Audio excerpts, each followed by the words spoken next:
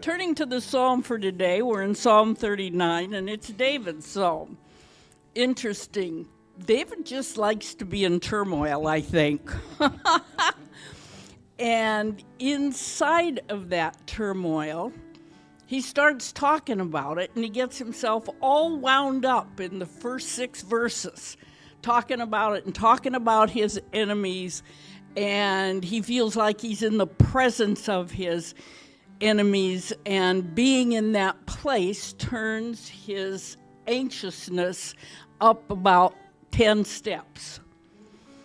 He talks about his relationship with God. So inside of this turmoil, then he hangs on to God and things that God's promised, and that steady cord, that steady hand, and he's hoping that God will come through for him.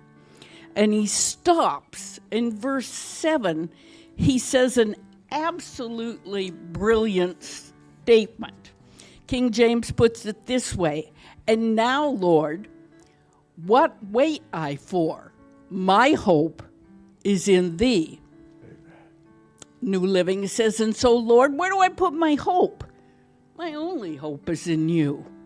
Message says, "What am I doing in the meantime, Lord? Hoping. That's what I'm doing, hoping." And Simmons puts it this way: "And now, God, I'm left with one conclusion. My only hope is to hope in you alone." Excellent. Amen. He comes to that conclusion, and now that's going to determine his pathway. Sometimes we come to things in our life that we don't understand, we don't get it.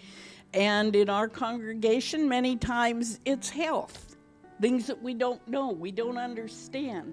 And we feel like the enemy of our souls is circumstances and health issues that come upon us. What can we do? We can take a page out of David's book, and we can follow his example and say, "Lord, what can I do?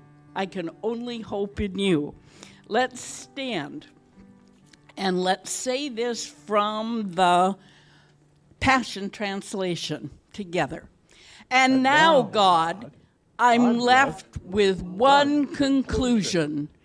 My only hope is to hope in you alone. Amen. Then he goes on and he says, "Lord, rescue me from my rebellion." Sometimes we start hoping, and then in our own rebellion, we drop that hope. Rescue me from my own rebellion, he says. When I don't want to hope, when I start losing that hope, when I turn to look at the circumstances, Lord, help me. Reach down, take my hand, and lift me back to you. Let me be in your presence.